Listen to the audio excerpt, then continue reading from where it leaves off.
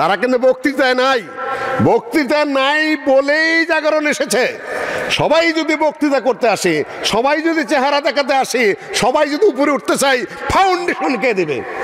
Foundation দেখা যায় না, ফাউন্ডেশন মাটির নিচে থাকে, দেখা যায় না।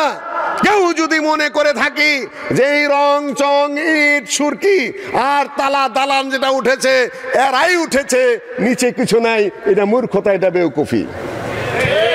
ফাউন্ডেশন গুলার জন্য দোয়া করতে হবে।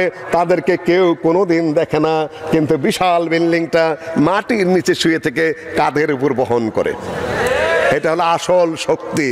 এইরকম শক্তি যদি প্রত্যেক এলাকায় জেগে ওঠে, নিরলস কর্মী, আল্লাহর রাস্তার কর্মী, ইখলাসের কর্মী, অর্থনৈতিক ত্যাগ, সামাজিক ত্যাগ, তারপরে বুদ্ধির ত্যাগ, তারপরে সবচেয়ে বড় ত্যাগ হলো আমি নাম কাম চাই না দুনিয়ায়, আমি রিয়া চাই না।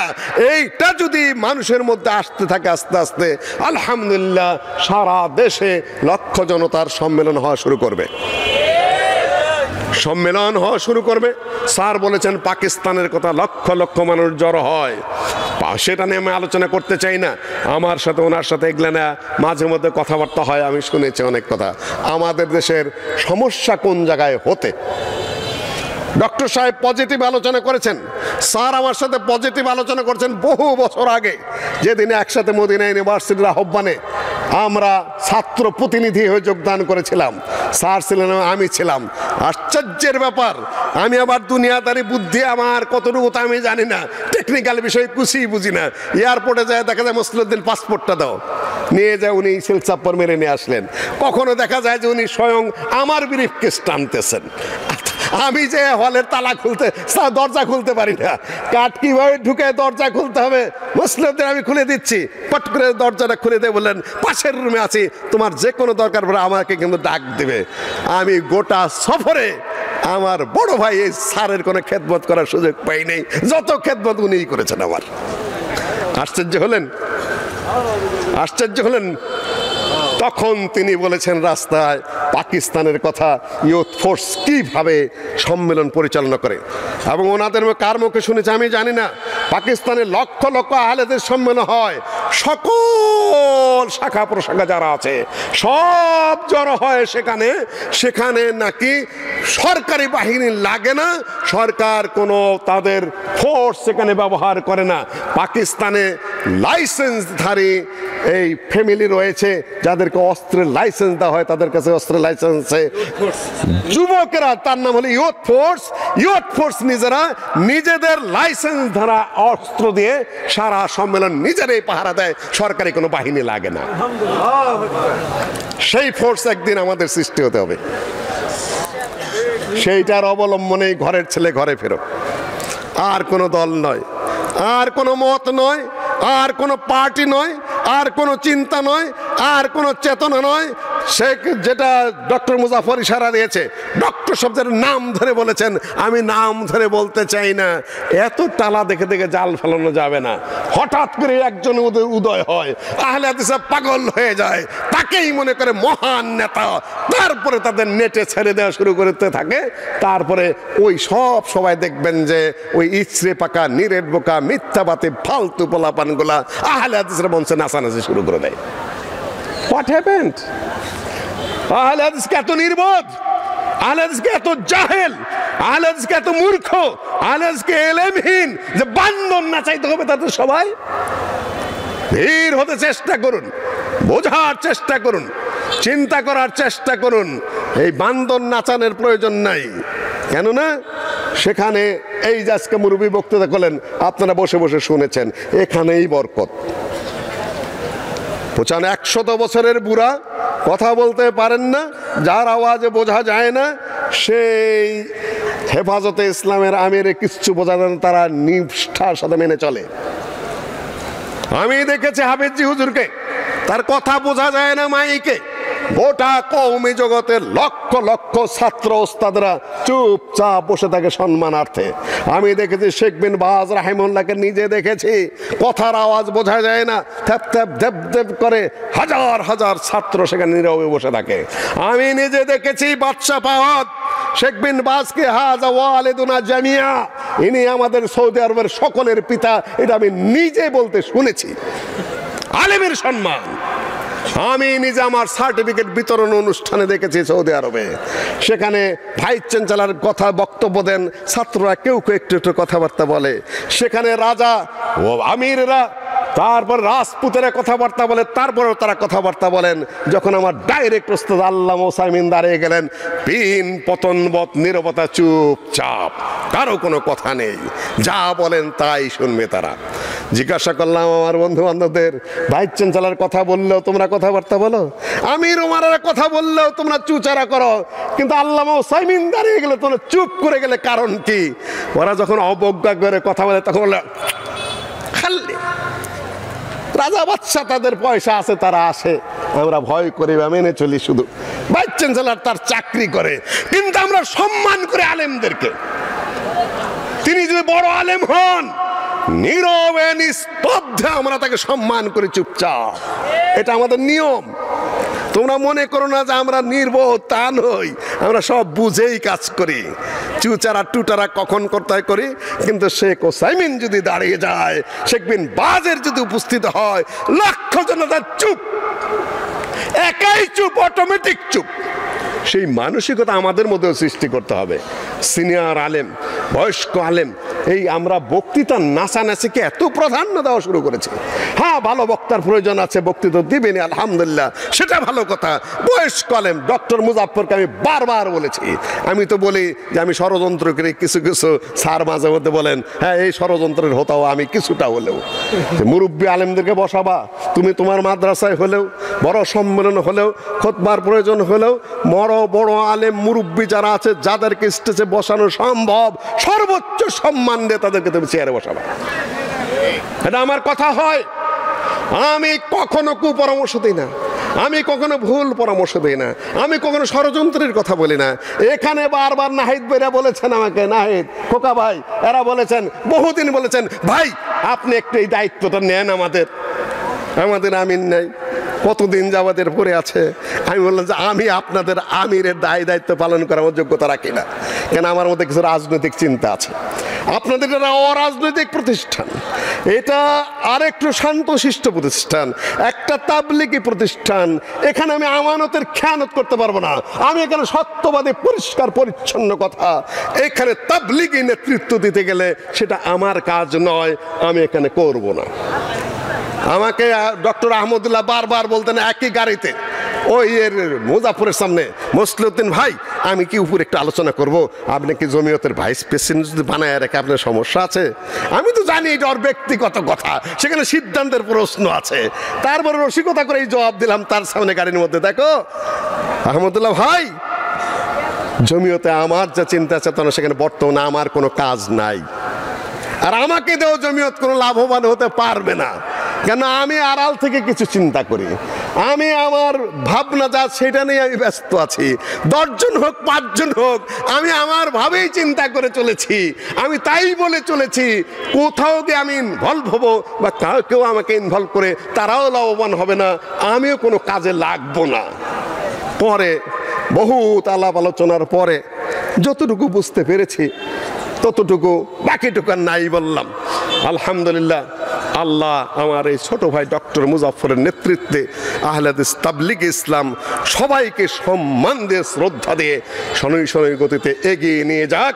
বাংলাদেশ আহলে হাদিসের জাগরণ ঘটুক এবং সেখানে অবদান রাখুক, দেখেই আমি সুখী।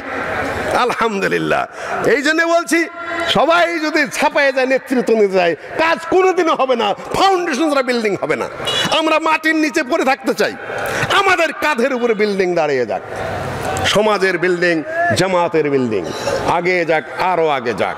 কথার কথা সম্মানিত মুসলিমগণ, আহলুল হাদিস নিয়ে ভাই কথা বলেছেন, আমি আর কথা খুব বেশি বাড়াবো না। এর আগে অনেক বক্তব্য দিয়েছি। আহলুল হাদিসকে এবং কারা সে কথাও উনি বলেছেন। আল্লাহর নবী বলেছেন লা তাজালু তাইফাতুম মিন উম্মতি, এটার অনুবাদ উনি করেছেন। আল্লাহর নবী বলেছেন খায়রুন নাসি কারনি সুম্মা আল্লাযিনা ইয়ালুনহুম সুম্মা আল্লাযিনা ইয়ালুনহুম। সহিহুল বুখারীতে বর্ণিত এই হাদিস, আল্লাহর নবী বলেছেন সবচেয়ে উত্তম যুগ হলো আমার যুগ, তারপরে তার পরবর্তী, তারপরে তার পরবর্তী আল্লাহর নবীর সাথের সাহাবী, তার পরবর্তী সাহাবী ওয়াল্লাযিনা তাবাউহুম বিইহসান রাদিয়াল্লাহু আনহুম। সেই সাহাবীগণকে যারা অত্যন্ত নীতি নৈতিকতার সাথে এবং পরিচ্ছন্ন কিতাব এবং সুন্নাহর আলোকে তাদেরকে সসম্মানে যারা আনুগত্য করেছেন নিখুঁতভাবে, সেই তাবিঈগণ, সকল তাবিঈ না কিন্তু তাবিঈনদের মধ্যে তাকদীর অস্বীকারী ছিল। এজিদও তাবিঈ, কিন্তু তারা গ্রহণযোগ্য তাবিঈ নয়। সম্মানিত উপস্থিতি, আহলে হাদিস তাহলে কারা? অনেকেই নারা বলতে চান আহলে হাদিস নামটা নাকি ইংরেজরা দিয়ে গেছে। আপনারা শুনেছেন কথা?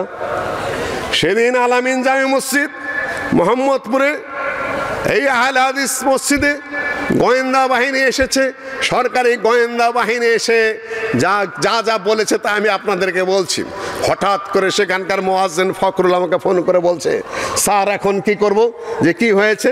যে সরকারি গোয়েন্দা বাহিনী এবং পুলিশেরা এসে বলছে যে আপনারা কি এটা কাদিয়ানি মসজিদ কিনা? এটা না, তো এটা তো কাদিয়ানি মসজিদ না, তো এটা শিয়া মসজিদ। যে না, এটা তো শিয়া মসজিদ না, তাহলে এটা কি মসজিদ? যেটা আহলে হাদিস মসজিদ। ও, এটা কি তাহলে সৌদি আরবের মতো? হ্যাঁ, সৌদি আরবের মতো। ও, তাহলে তো আর কোনো সমস্যা নাই। এখন যদি বলতো যে এটা সহি হাদিসে সহি আকীদার মসজিদ, তাহলে কি করতো? কি করতো বলেন? পাছার মধ্যে একটা বাড়ি লাগাই দিত, আরে বেটা আমরা হানাফি, আমরা সহি আকীদা না। তোরা আবার কোথাকার কোন সহি আকীদা রে বেটা? নাকির মুনকারের মতো পাছার হাড্ডি ভেঙে দিত। আমার এখানে আশপাশে দুই একজন আছে যারা জেলখানায় ছিল, তারা জিজ্ঞাসা করেছে, নাম বলবো? আচ্ছা, আসমত আলী। ভুল ক্রমে তাকে ধরে নিয়ে যাওয়া হয়েছিল। বলছে তুমি কে? তোমার মাযহাব কি? তুমি কোন পথে আছো? যে আমি আহলুল হাদিস। হ্যাঁ, আহলে হাদিস তো পরিচিত আমাদের কাছে, সমস্যা নাই, তুমি কোথায় কি করো? পাশের একজনকে যখন জিজ্ঞাসা করছে, আপনাদের মুতাসাল্লিফ যাদেরকে খুব নাচানাচি বেশি করেন, ওই গ্রুপের একটা খালি সহি আকীদা সহি আকীদা বলে, যে এই বলছে সহি আকীদা, তুমি হানাফি, শাফি না মালিক না আহলে না এই আহলে হাদিস কোনটা? তুমি বলছে সহি আকীদা।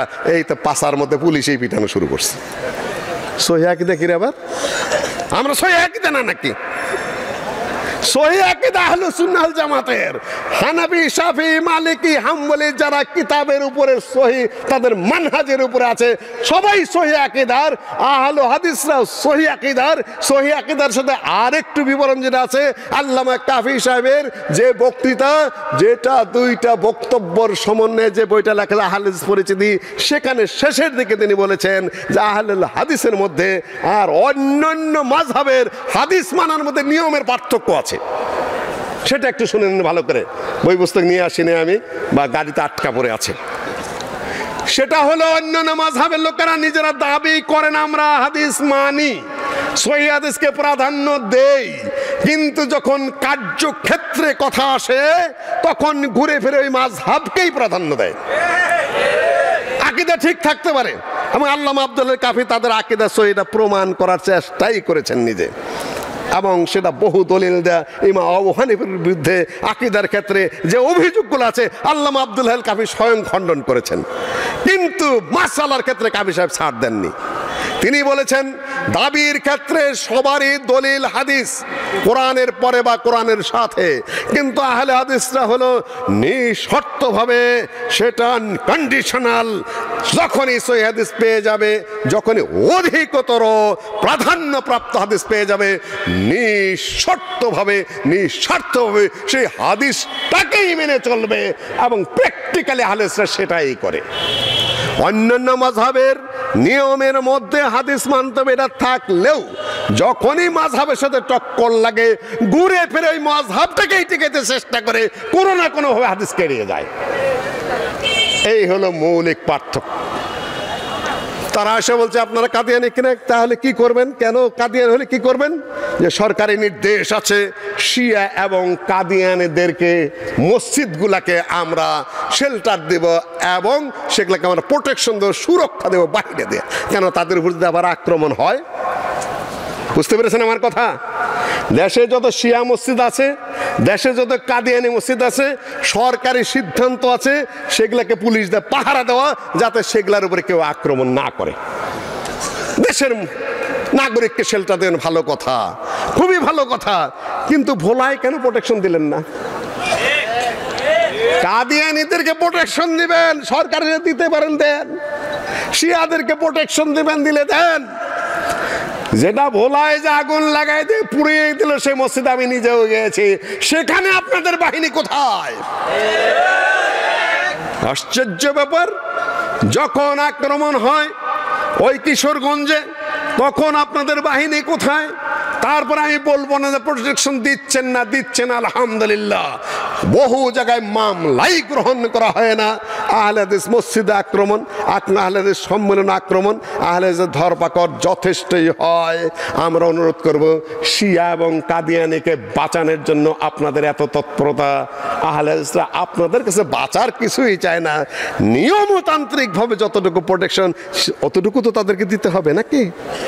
আগেই বলেছি এদেশের স্বাধীনতা সংগ্রামের পুরোধা মূল কর্মকর্তা, মূল বাহিনী আহলুল হাদিসরা, তাদের প্রতি সম্মান দিয়ে কথা বলতে হবে। পাকিস্তানে যারা, পশ্চিম পাকিস্তানের যে লোকগুলো রয়েছে যারা সেই স্বাধীনতা আন্দোলনে অংশগ্রহণ করেছিল, পাকিস্তান হওয়ার পরে পরেই পাকিস্তান সরকার তাদের জায়গা জমি প্লট দিয়ে দিয়েছে। এখন যে কোনো মুক্তিযোদ্ধাদের দেওয়া হয়, জানেন তো, ভাতা দেওয়া হয়। কিন্তু বাংলাদেশের যারা ইংরেজ বিরোধী স্বাধীনতা আন্দোলনে অংশগ্রহণ করেছে, স্বাধীনতা যুদ্ধে অংশগ্রহণ করেছে, তাদেরকে কিছুই দেওয়া হয় নাই। দাবি উত্থাপন করেছিলেন আবুল মনসুর আহমদ সাহেব। ইংরেজদের বিরুদ্ধে যুদ্ধে যারা অংশগ্রহণ করেছিল তাদেরকে যেন সরকারের পক্ষ থেকে দেওয়া হয় জায়গা জমি, এটা আবুল মনসুর আহমদ সাহেব প্রস্তাব উত্থাপন করেছেন। সম্প্রতি ইন্ডিয়ায় সংসদে আলোচনা হয়েছে, আচ্ছা, 90,000-এর মধ্যে 62,000 মুসলমান। হিসাব আসছে, শুনুন। আর আমাদের এই যে সকল লোকগুলোর নাম বললো, ওরা বলছে আহলে হাদিস বিভ্রান্ত, আহলে হাদিস গোমরা, আহলে হাদিসদেরকে ইংরেজরা দিয়ে গেছে এই সেই। আশ্চর্য ব্যাপার, যার নাম বলেছে ডক্টর মুজাফফর, যে ছেলেটার নাম বলেছেন ডক্টর আমাদের আব্দুল্লাহ ফারুক ভাই, তাদের পূর্বপুরুষ কি করেছে? কারামাত আলী জৌনপুরের মুরিদ দাবি করে ইংরেজরা সরাসরি দালালি করেছে। কাবি সাহেব আহলে হাদিস পরিচিতের ভাষণের মধ্যে লিখেছেন কারামাত আলী জৌনপুরি তিনি ইংরেজদের বাঁশি তার মুখ দিয়ে বাজাচ্ছেন। নগমা আজনাইয়াস নে আজনায়ে বেদা, নগমা মস্তিয়াস সাকিয়াস নে আজমায়ে বেদা। আমি ফার্সি জানি না, স্যার ভালো জানেন। এই কবিতাটাও উল্লেখ করেছেন কাবি সাহেব কারামাত আলী জৌনপুরির প্রসঙ্গে, যে তার মুখের যে বাঁশি, বাঁশিটা তার নিজের কিন্তু সুরটা ইংরেজদের। সেই কারামাত আলী জৌনপুরির মুরিদ হইয়া তুমি ছেলে মানুষ, তুমি খেলাফতের দাবি করছো, আমি তোমাকে চিনি না, তোমাদের পূর্বপুরুষকে আমরা চিনি না। নাসিমুল হারামাইন বই লেখে ইংরেজদের দালালি করে, ইংরেজদের পক্ষ সমর্থন করে, আহলে হাদিসের বিরোধিতা করে আহলে হাদিসদেরকে কতটা নাকানি চুবানি খাওয়াইছিল তোমার দলের পূর্বপুরুষ কারামাত আলী জৌনপুরি, এটা আমরা জানি না। আজকে তুমি বড় বড় কথা বলো, মানে নাম আমি বললাম না, ভাইরা নাম বলে ফেলেছেন। 2 নম্বর কথা, মাজমুয়ে ফতোয়া আল্লামা ফিরে আব্দুল হাই ফিরিঙ্গি মুহল্লি তার লেখা ওই বইয়ের রেফারেন্স দিয়ে বলেছে 15-20টা জায়গায় আহলে হাদিসের সাথে হানাফিদের আকীদায় বিরোধ আছে, সুতরাং আহলে হাদিসরা গোমরা। আজকের কথা না, আমার দাদারা ছিলেন 9 ভাই, বড় ভাই কলকাতা এবং দেওবন্দ 2টার ফারেক ছিলেন, আর তিনি ছিলেন হানাফিদের ইমাম। আর আমার দাদা যিনি সবচেয়ে ছোট, তিনি দিল্লি থেকে 1915 সালে দিল্লি থেকে সনদ নিয়ে আসলেন হাদিসের। বড় ভাই আর ছোট ভাই বাহাস করতে করতে বড় ভাই পরাজিত হলেন, ছোট ভাই জিতে গেলেন। আমার এলাকায় আহলে হাদিসের ইতিহাস এইটাই। সেই যুগের সেই কিতাব আমার কাছে রয়েছে, পুরাতন কিতাব।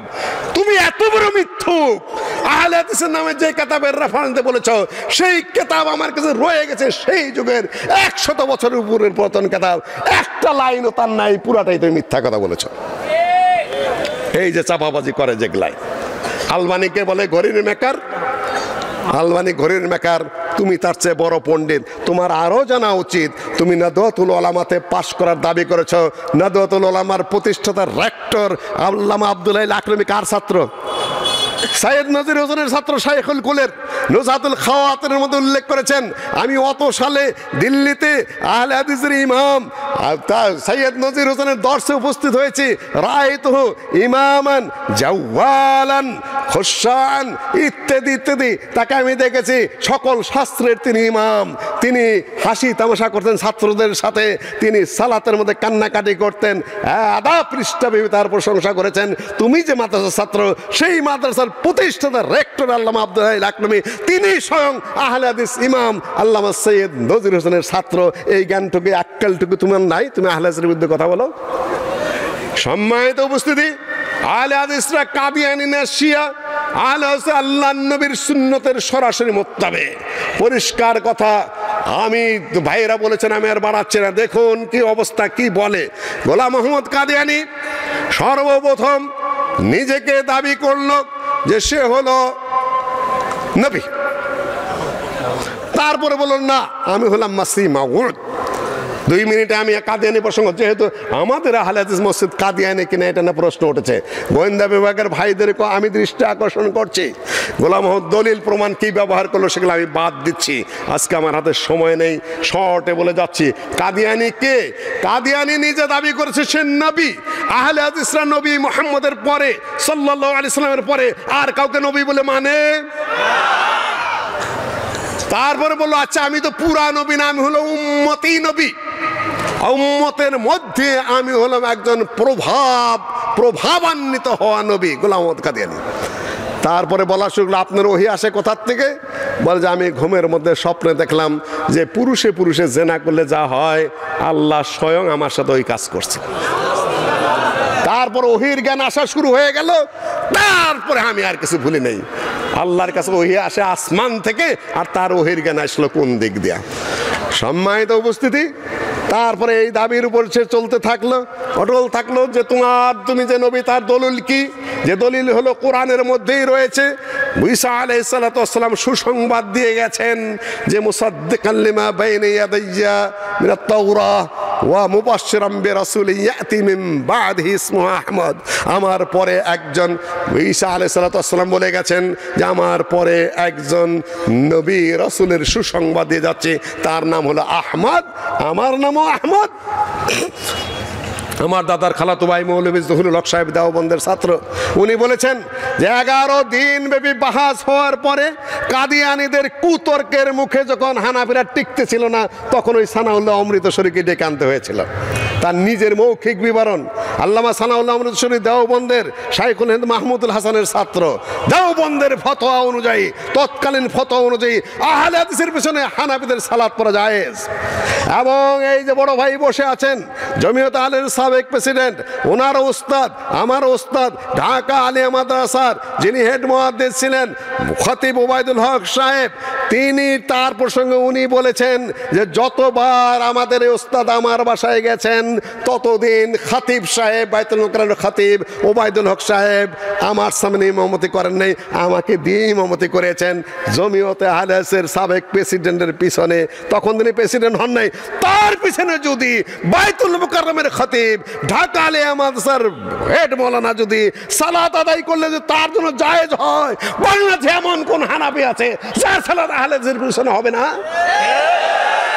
কোনো কারণে মাওলানা মহিউদ্দিন খানের বাসায় আমরা গিয়েছি, আমি গেছি, হাফেজ আব্দুস সামাদ গেছি, বিশেষ করে ডক্টর গালেব সাহেব যখন জেলে, তখন কোনোদিনও মহিউদ্দিন খান সাহেব আমাদের সামনে ইমামতি করেননি। তোমরা মেহমান মানুষ, তোমরা যুবক মানুষ, তোমরা ইমামতি করবে। তার পত্রিকা হলো মাসিক মদিনা, হানাফিদের পক্ষে মাসালা কঠিনভাবে দেওয়া আছে। মাওলানা মহিউদ্দিন খান সাহেবের সালাত যদি আমার পিছনে বা হাফেজ আব্দুস সামাদের পিছনে জায়েজ হয়, এই বাংলাদেশে এমন কোন হানাফি আছে যার সালাত আহলে হাদিসের পিছনে হবে না? হিংসার বাণী ছড়াচ্ছেন আর আপনারা বলছেন আহলে হাদিসরা কাদিয়ানী। বাহাস শুরু হয়ে গেল। আমার কাছে 60টি রেকর্ড আছে বাহাসের। সানাউল্লাহ অমৃতসরীর সিরাতে সানাইয়ের মধ্যে, তার মধ্যে 20টাই হলো কাদিয়ানীর বিরুদ্ধে। সানাউল্লাহ অমৃতসরী সাহেব বাহাসের মধ্যে বাহাস শুরু হয়ে গেল। বাহাসের মধ্যে জিজ্ঞাসা করছেন যে আপনি যে নবী তার প্রমাণ কি? বলে যে আমি, আমার নাম আহমদ, আর যিনি আসবেন পরবর্তী তার নামও আহমদ। দেখুন তারা দলিল দিয়েছে, কাদিয়ানীদের তাফসিরের মধ্যেও বলেছে যে হাদিস এসেছে ইসমু আহমদ। বুখারী শরীফের হাদিসে এসেছে কিতাবুল মানাকিবে আনা মুহাম্মদ, আনা আহমদ, আনাল মাহি, আনাল হাশির, আনাল আকিব ইত্যাদি 5টি নামের বিবরণ এসেছে। তর্জমার সময় নেই, সব নাম বাদ দিয়ে শুধু আহমদের উল্লেখ করে সহিহ বুখারীর দলিলও দিয়েছেন। বলছে আমার নাম আহমদ, সুতরাং আমি সেই নবী। সানাউল্লাহ অমৃতসরী বলছেন যে তোমার নাম তো আহমদ না, গোলাম আহমদ। উনি বলছেন যে গোলাম বাদ দাও, তাহলে কি থাকে? যে খালি আহমদ থাকে। যে তাহলে আমার নাম কি? যে আমার নাম সানাউল্লাহ। যে সানাউল্লাহর সানা বাদ দাও, তাহলে কি থাকে? কি থাকে? এখন যদি আমি বলি আমি আল্লাহ হয়ে বলতেছি, তোমাকে আমি নবুয়ত দেই নেই, তাহলে কি করবা? বেওকুফ হয়ে গেল এই বেটা। 1907 সালের কথা। তখন এই সানাউল্লাহ অমৃতসরীর সাথে বাহাসে বানামে জানাব মৌলভী সানাউল্লাহ অমৃতসরী সালামুন আলা মান ইত্তাবাল হুদা, আসসালামু আলাইকুম বলে নেই। কেন? সানাউল্লাহ অমৃত সাহেবকে, সানাউল্লাহ অমৃতসরী সাহেব অল ইন্ডিয়া আহলে হাদিস কনফারেন্সের প্রতিষ্ঠাতা সেক্রেটারি জেনারেল। আজকে যে আমরা চিনি কাকে? আমরা চিনি ডক্টর জাকির নায়েককে। ডক্টর জাকির নায়েক ভারতে প্রথম ব্যক্তিত্ব নন, তার আগে চলে গেছেন সানাউল্লাহ অমৃতসরী। খ্রিস্টানদের সাথে, ইংরেজদের সাথে, আরিয়াদের সাথে, হিন্দুদের সাথে, কোরআনীদের সাথে, ন্যাচারালিস্টদের সাথে, সকলের সাথে একদম বাহাসে সবাইকে পরাজিত করেছেন সানাউল্লাহ অমৃতসরী। সানাউল্লাহ অমৃতসরীর পথ দেখেছেন আহমদ দিদার, তারপরে কিছুটা একটা সাইড মাত্র এই যে ডক্টর জাকির নায়েক সেগুলা সব সংগ্রহ করে তার ভাষায় তিনি উপস্থাপন করেছেন। কাজেই ডক্টর জাকির নায়েক প্রথম মহানায়ক নয়, এগুলো আমাদের বুঝতে হবে, জানতে হবে। মহানায়ক হলেন অল ইন্ডিয়া আহলে হাদিসের কনফারেন্সের প্রতিষ্ঠাতা সেক্রেটারি জেনারেল আল্লামা সানাউল্লাহ অমৃতসরী। এটা আমাদের মনে রাখতে হবে। চ্যালেঞ্জ ছুড়ে দিল। সিরাতে সানায়ের মধ্যে উল্লেখ রয়েছে যে দীর্ঘদিন যাবৎ আপনি আপনার পত্রিকা আহলে হাদিসে এবং আপনার বক্তৃতায় বাহাজ মুনাজারায় আমাকে ফাসেক, কাদ্দাব, মুফসিদ ইত্যাদি বলে বলে আপনি মুঝকো বহুত দুঃখ দেয়া হয়, বহুত কষ্ট দিয়েছেন। শেষ পর্যন্ত আমি আপনার সাথে মোবাহেলা করছি, দুইজনের মধ্যে যে হকপন্থী সে যেন বেঁচে থাকে, আর যে বাতিলপন্থী সে যেন আল্লাহর গজবে মারা যায়। সানাউল্লাহ অমৃতসরী সাহেব সেই চ্যালেঞ্জ গ্রহণ করলেন। 1907 সালের ঘটনা। তারপরে কিছুদিন পরেই, সন তারিখ এখন 1908 সালের সম্ভবত মে মাসে, লাহোরে তার এক ছাত্র ডাক্তার মির্জা ইয়াকুবের বাসায় কলেরা হয়ে পায়খানা করতে করতে গোলাম মোহাম্মদ কাদিয়ানী নাপাক অবস্থায় মারা গেল। আর হানাফি ভাইরা এখন বলে আহলে হাদিসরা কাদিয়ানী। কাদিয়ানী মূল্য কারাতে শিয়ার বিরুদ্ধে অগণিত অসংখ্য বাহাস। সানাউল্লাহ অমৃতসরী সাহেবের, আল্লামা এহসান ইলাহি জহির পাকিস্তানের আহলে হাদিস বিরাট নেতা, শিয়া ওয়াল আহলুল বাইত, শিয়া ওয়াস সুন্নাহ, শিয়া ওয়াল কোরআন, শিয়ার উপরে কতগুলা বই পুস্তক রয়েছে। এখন এই দেশের লোকেরা বলে কিছু কিছু হানাফি এবং সরকারকেও বুঝিয়েছে যে এরা হলো শিয়া। শেষ পর্যন্ত লাহোর না কোথায় কনফারেন্স হয়েছিল, সামনে বিশাল কনফারেন্স। আল্লামা এহসান ইলাহি জহির, তার ছোট ভাই ডক্টর ফজলে ইলাহি, সৌদি আরব আমার থিসিসের গাইড ছিলেন, স্যার জানেন সব কিছু, মুস্কি মুস্কি হাসতে। তাদের ভাষা, তাদের বক্তব্য, তাদের বাক্য, হিসাব কিতাব সব কিছু মাপা থাকতে হবে। মাঝখান থেকে কোন পোলাপানে কি বললো না বললো, ওইটাই যদি আপনার আদর্শ হয়, নো মাঠে মারা যাবেন। এই দেশের মানুষ ছেলেপেলেরা কিছু অস্ত্র ধরেছিল না? অস্ত্র হাতে নিয়েছিল কিনা? 64 জেলায় বোমা মেরেছিল কিনা? পরামর্শ কে দিয়েছিলেন? সম্ভবত জমিয়ত আহলে হাদিস প্রেসিডেন্ট তখন স্যার নিজে, যখন এই দেশে 64 জেলায় বোমাবাজি হয়েছে, তখন এই দেশের সবচেয়ে বৃহত্তর আহলে হাদিস জামাতের প্রেসিডেন্ট কে ছিলেন? সম্ভবত বাস্তবেই ওনার মুখে আমি শুনতে চাচ্ছি সম্ভবত কয়া উনি ছিলেন প্রেসিডেন্ট। আহলে হাদিস ছেলেরা যদি বোমাবাজি করে এবং সেটা যদি বৈধ হয়, তার নির্দেশ কোথা থেকে আসবে? জবাব কি? তার কোথা থেকে? ওখান থেকে আসতে হবে। উনি নির্দেশ দিয়েছিলেন? স্যারকে বলে আপনি নির্দেশ দিয়েছিলেন কিনা? আমি খুব মনে আছে পরিষ্কার। হ্যাঁ, 11টার সময় আমাকে ঢাকা থেকে টেলিফোন করছেন এনএসআই এর লোকেরা যে আপনি কি এই খবর রাখেন। আমি শুনলাম। আপনি কি মনে করেন? তুমি এটা সাউন্ডে বলে দিও। আচ্ছা, তো তুমি আপনি কি মনে করেন? আপনার কি মন্তব্য? আচ্ছা, ঠিক আছে। স্যারই তখন প্রেসিডেন্ট ছিলেন। হুম, একটু পরে। আচ্ছা আপনার কি মন্তব্য? আমি বললাম, আচ্ছা, ঠিক আছে, আমি বলতেছি। কিছু বলির পাঠা করেছে কেন আমার আচ্ছা। মুখে বেরিয়েছিল। আচ্ছা, দেন একটু ধৈর্য ধরতে হবে আপনাদের। কিছু জিনিস আমি ক্লিয়ার করে দিয়ে যাই। গোয়েন্দা বিভাগের লোক অত খুচরা কাজ করলে হবে না, যেখান সেখান থেকে কথা জায়গা থেকে আসতে হবে। গোয়েন্দা বিভাগের পক্ষ থেকে আমাকে জানতে চাইলেন ওই দিন যেদিন 64 জেলায় একসাথে বোমা পাঠানো হয়েছিল। তো আমাকে বললো যে আপনি কি বাংলাদেশ জমিয়ত আহলে হাদিসের সভাপতি? হ্যাঁ। আপনি কি খবর রাখেন যে আজকে এরকম হয়েছে? হ্যাঁ, আমি খবর শুনেছি। আপনি কোথায় অবস্থান করছেন? ওই রাজশাহীতে। কেন? আপনি জমিয়ত আহলে হাদিস ঢাকার সভাপতি না? হ্যাঁ, আমি আমার কর্মস্থল তো রাজশাহীতে। আমি তো রাজশাহী ইউনিভার্সিটির প্রফেসর। ও আচ্ছা, তো আপনার কি মূল্যায়ন? আপনি কিভাবে দেখেন এই ঘটনাটা?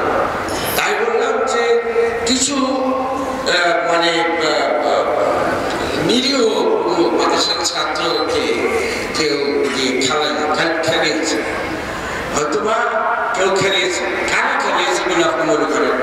আমি বললাম যে আমি তো মোটামুটি লোক, আমি আওয়ামী লীগ এবং বিএনপি এদের মধ্যে থেকে এই কামড়াকামড়িটা এটাকে জয় করা যায়, ব্লেম গেম যেটাকে বলে, এটাই কিছু করেছে। কিন্তু কাজে লেগেছে ওই নিচের দিকে মাদ্রাসা অবুধ ছেলেরা, যারা হয়তো কিছু ব্যবস্থা করেছে কিন্তু অর্থ বুঝিনি, তাদেরকে দিয়ে এই কাজটা করা হচ্ছে। ধন্যবাদ। কিন্তু করালো কারা? আজকাল যদি ডক্টর প্রফেসর শামসুল আলম সাহেবের নির্দেশ নেই, আসাদুল্লাহ গালেব সাহেবের নির্দেশ নেই, সালামি সাহেবের নির্দেশ নেই, মুসলিউদ্দিন তো তখন সাধারণ মানুষ, এখনো সাধারণ, অসাধারণ কখনো না। তবে পিছন থেকে একটু ষড়যন্ত্র করে বলে সারদের ধারণা, মুজাফরের ধারণা, কিন্তু ষড়যন্ত্র ধ্বংসের নয়, গঠনের। তাহলে নির্দেশ দিল কে? ওরা কারা? কি লেখাপড়া, কি বোধ শক্তি, কি প্রজ্ঞা আছে, জাতীয় এবং আন্তর্জাতিক পর্যায়ে তাদের কি জ্ঞান আছে, কি বুদ্ধি আছে? লাফালাফি করো না, বারবার বলছে আমাদের ভাইরা বন্ধুরা। কি জ্ঞান নিয়ে তোমরা রাস্তায় নেমে বললে 64 জেলায় বোমা মারতে হবে? পাগলামি বাদ দিতে হবে। আমার সুপারভাইজার ছিলেন, আমার থিসিসের গাইড ছিলেন, এক্সটার্নাল ছিলেন আব্দুর রহমান ফেরোয়াই ডক্টর। বলতেন খেজুর ঘন ঘন, এ দাড়ি ধূপ সে থোড়া ही पक्का है ना मुस्लिउद्दीन साहब, এ দাড়ি ধূপ সে থোড়া ही पक्का है ना। এই দাড়ি কিন্তু আমার রৌদ্রে পাকা নাই, বয়সে পাকছে, অভিজ্ঞতায় পাকছে। এই দাড়িগুলো যে পাকছে, জ্ঞানে পাকে নাই, বুদ্ধিতে পাকে নাই, বিদ্যায় পাকে নাই। তোমরা কয়েকজন পোলাপানে যাতা বলে যাবে, যাতা করে যাবে, নো। দেখেন কি সমস্যাগুলো হয়ে গেল গোটা জাতির উপর। কাজেই সুশৃঙ্খল পদ্ধতিতে আমাদের ফিরে আসতে হবে। জায়গায় জায়গায় যারা যারা যে নামে যায় সাইনবোর্ডে আছে না কেন, কাছাকাছি আসার চিন্তা ভাবনা আমাদের করতে হবে, এবং বিক্ষিপ্ত এবং বিচ্ছিন্ন বক্তব্য এবং কথাবার্তা আমাদের বন্ধও করতে হবে। আমাদের শোনাও কম শুনতে হবে।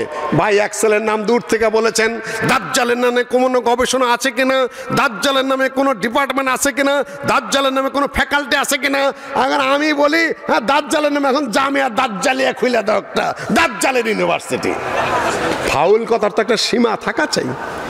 দাজ্জাল যখন আসবে এমনিতেই দেখা যাবে। বাচ্চা যখন জন্মগ্রহণ করবে তখন উনি সেই কাউ কাউ করা শুরু করে দেবে, ওয়া ওয়া শুরু করে দেবে।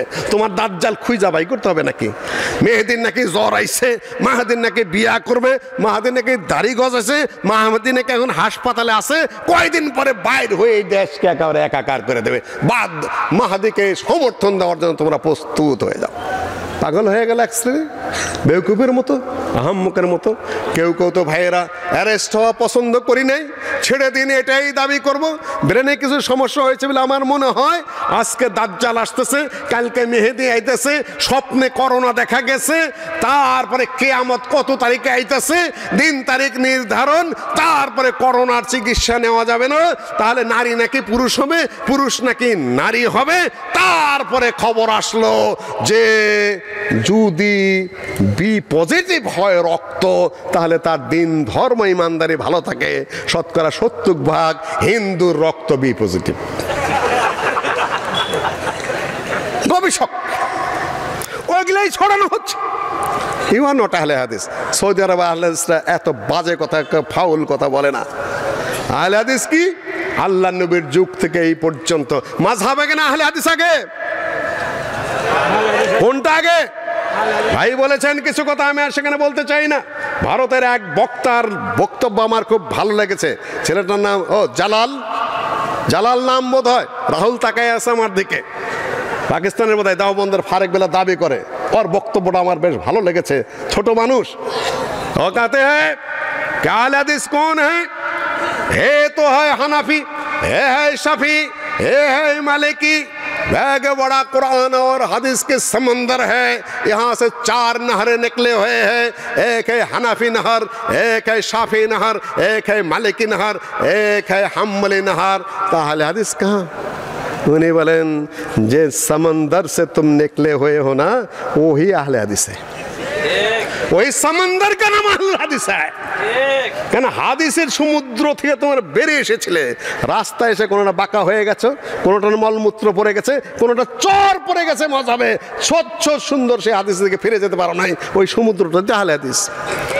আহলে হাদিস আগে না মাযহাব আগে? আহলুল হাদিস আগে, মাযহাব হলো পরে। মাযহাবি উসুল যেগুলা সৃষ্টি হয়েছে সেগুলা না আমি আর আপনাদের সামনে কথা বলতে চাই না। এই দেশে আহলে হাদিস ভাইরা বলেছেন সব কিছু, আমি আর বলতে চাই না। আহলে হাদিস নাকি ইংরেজরা নাম দিয়েছে। ইংরেজের বিরুদ্ধে যুদ্ধ করলো কে? আহলে হাদিসরা শিয়াকে গারদ করে আহলে হাদিস।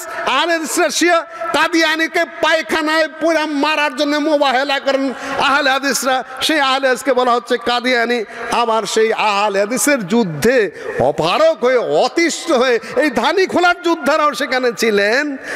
তার শেষ যোদ্ধা হলেন আশেকুল্লাহ গাজী সাহেব। তার ইতিহাস রয়ে গেছে বিস্তারিত। জামালপুরের জসিমউদ্দিন সাহেব 1950 সালে ফিরে আসলেন সেই আফগানিস্তান থেকে।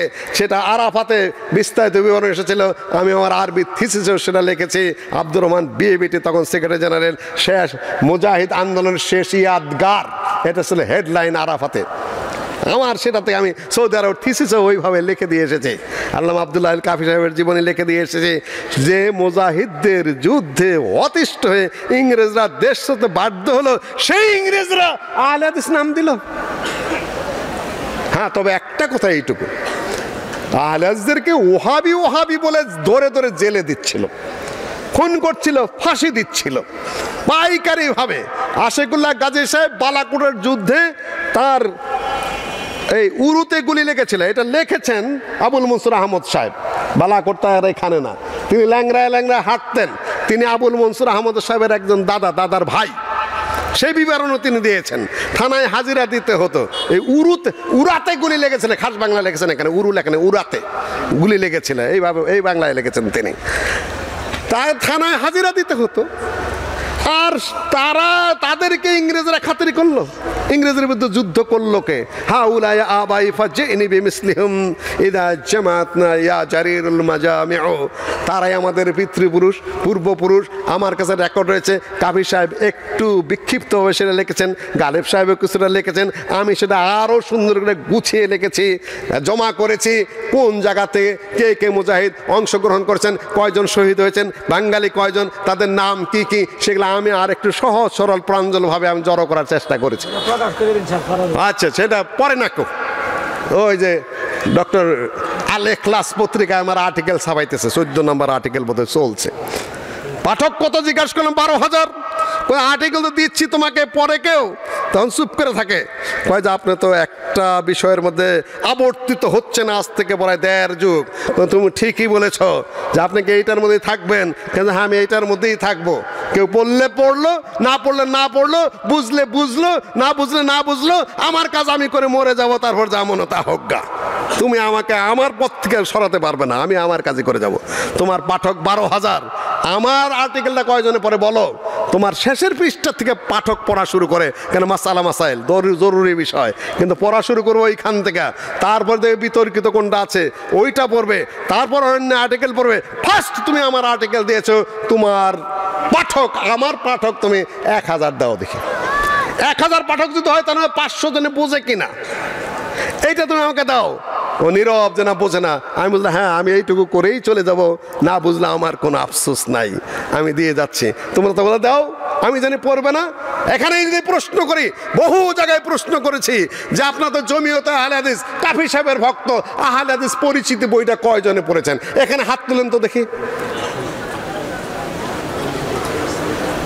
সাবেক প্রেসিডেন্ট, বর্তমান প্রেসিডেন্ট,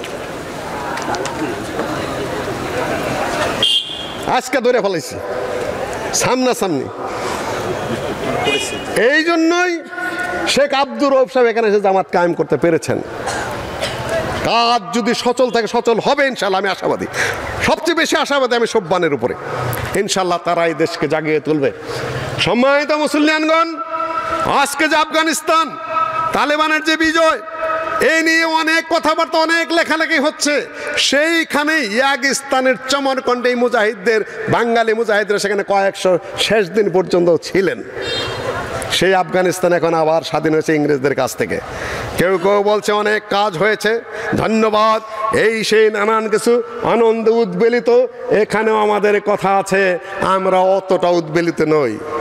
ওয়েট অ্যান্ড সি, আমাদের অপেক্ষা করতে দেখতে হবে। কেননা ওই আফগানিস্তানের রাশিয়ার বিরুদ্ধে যখন যুদ্ধ হয়েছে, সৌদি আরব তখন ওই আফগান মুজাহিদদেরকে সাপোর্ট দিয়েছে। আমি নিজে যাদেরকে দেখেছি, গুলবুদ্দিন হেকমতেরকে আমি নিজে দেখেছি, কমান্ডার মাসুদকে আমি নিজে দেখেছি, আব্দুর রব্বে রসুল সৈয়াবকে আমি নিজে দেখেছি সৌদি আরবে। তাদের বক্তব্য আমি শুনেছি, তাদেরকে সৌদি আরব সহযোগিতা করে রাশিয়ার কমিউনিস্ট নাস্তিকদেরকে হটিয়েছে। তারা যখন ক্ষমতায় বসেছে, গুলবুদ্দিন হেকমতি আর বুরহানুদ্দিন রব্বানি, কমান্ডার মাসুদ, এই মুরব্বী যারা সৌদি আরব সহযোগিতায়, আমেরিকাও সহযোগিতা করেছিল, রাশিয়া হটে যাওয়ার পরে এরা যখন রাষ্ট্রটাকে সুশৃঙ্খলভাবে ইসলামিক কায়দায় গড়ে তুলেছে, তখন বিশৃঙ্খলার সৃষ্টি করেছিল কে বলেন? কে? ফুলেরও জলসায় নীরব কেন কবে? এই তালেবানরাই। সুশৃঙ্খল দাওয়াতি কাজ চলছে। 64 জেলায় বোমা মেরেছিল কারা? খুব ভালো করে মাথা ঠিক রেখে বুঝতে হবে, খারেজিও না, শিয়াও না, মর্যাও না। আমরা আপনাদেরকে আরো বুঝতে হবে, কাছাকাছি এসে বিভ্রান্তির সৃষ্টি কোথার থেকে হয়। আমরা তালেবান নই। অনেকেই জোশের সাথে বলে বাংলা হবে আফগান, আমরা হবে তালেবান। এই দেশ আমাদের রক্তে স্বাধীন, আমরা নতুন করে তালেবান হতে যাব কেন? আমরা আহলুল হাদিস। কিসের তালেবান? কোথাকার তালেবান? বাংলাদেশের তালেবানের কি? এদেশ আমাদের গড়া, এদেশ আমাদের ইতিহাস, এদেশে আমাদের দাওয়াতি কাজ, এদেশে কোরআন সুন্নাহর কাজ আমরা করে যাচ্ছি নিরলসভাবে, সাহসিকতার সাথে। এখানে কি কারণে তালেবান আসতে যাবে? প্রশ্নই উঠে না তালেবান আসার। তারপরে কি হলো? নাটক একটা সাজানো হলো বিন লাদেনকে দিয়ে। ওই পেন্টাগনের ওই তাদের টুইন টাওয়ারে হামলা হলো। আমেরিকার আকাশে একটা পাখি যদি উড়ে, তাদের পেন্টাগন সেটা দেখে না। একটা মশা যদি উড়ে, আমেরিকার দূরদর্শন যন্ত্র ক্যামেরা সেটা দেখে না। আরে ঢাকায় অ্যাক্সিডেন্ট হইলেই টাওয়ার থেকে দেখা যায়, এখন সিসি ক্যামেরায় সব ধরা পড়ে। আর আমেরিকার মতো দেশে বিন লাদেন বোমা মেরে দিল, আর আমেরিকা কিছুই ধরতে পারলো না। রে বিশ্বাসের কথা। ভুয়া কেস দাঁড় করালে আমার ধারণা অনুযায়ী বাস্তব নয়। আমেরিকার আকাশে কারে বোমা নিয়ে ওঠে, বিমান নিয়ে ওঠে, টুইন টাওয়ারে হামলা করবে, আর সেখানে তারা দেখবে না, ঠেকাইতে পারবে না। যখন ইরাক আক্রমণ হয়, সাদ্দামের সাথে যখন কুয়েতের যুদ্ধ, কুয়েতকে আক্রমণ করে বসে, সৌদি আরবের খাবজিতে যখন বোমা মারা শুরু হয়ে গেল, সাদ্দাম বেইমানি করেছিল। আমরা তখন রিয়াদে লেখাপড়া করি সৌদি আরবে। আমরা ইরাক থেকে যখন সাদ্দাম স্কার্ট ক্ষেপণাস্ত্র মেরে দিত, তখন এই দিক থেকে রিয়াদ থেকে মেরে দিত প্যাট্রিয়ট ক্ষেপণ যন্ত্র, আকাশে সেই বোমা ধ্বংস করে দিত। আমাদের দেখা ইউনিভার্সিটিতে বোমা পড়েছিল, আর সেই আমেরিকায় টুইন টাওয়ার ধ্বংস হয়, তারা দেখবে না? আপনি কি মনে করেছেন? সেইটাকে কেন্দ্র করে সেই মুরব্বীদেরকে হটিয়ে দিয়ে তালেবানকে বসানো হলো। তালেবানের কথা শোনে না, হঠাৎ করে তালেবান চলে গেছে। বছরের পর মিসিং চলছে কোথায়? কাতারে। বাইডেন বলছে আমরা অপেক্ষায় ছিলাম মাত্র একটা সুযোগের, সেই ট্রাম্পের আমল থেকেই চলছে। হঠাৎ করে একটা পাগড়ির ঘুরানিতে আর ঢিলা পায়জামার লড়ানিতে আমেরিকা উঠে চলে গেল। বোকার মতো কথাবার্তা বলবেন না। বৈঠক যুগের পর যুগ চলছে। একটা সময় মতো বাইডেন সেগুলা জড়ায় না চলে গেছে, তারপরে এদের হাতে দিয়ে গেছে। এখন এরা সাইয়াফের বক্তব্য অনুযায়ী 6 বছর আগের বক্তৃতা, এ তালেবান না দাদে আগুশ ইসলাম না দাদে আগুশ আফগানিস্তান। এরা আফগানি ভাষা, এরা ইসলামও বোঝে না আর আফগানিস্তানও বোঝে না। আমি তো দেখি না কোনো আলেম সেখানে আছে, কোথা থেকে পাশ করেছে জানা নাই। এখন যদি তারা সৌদি আরবের আল আজহারের বড় বড় আলেমদেরকে এনে যদি ইসলামিক স্টেট কি তা না বুঝে যদি দেশ চালানো শুরু করে, আলে হাদিসদেরকে কচুকাটা করবে সোজা, কোনো কথা নাই।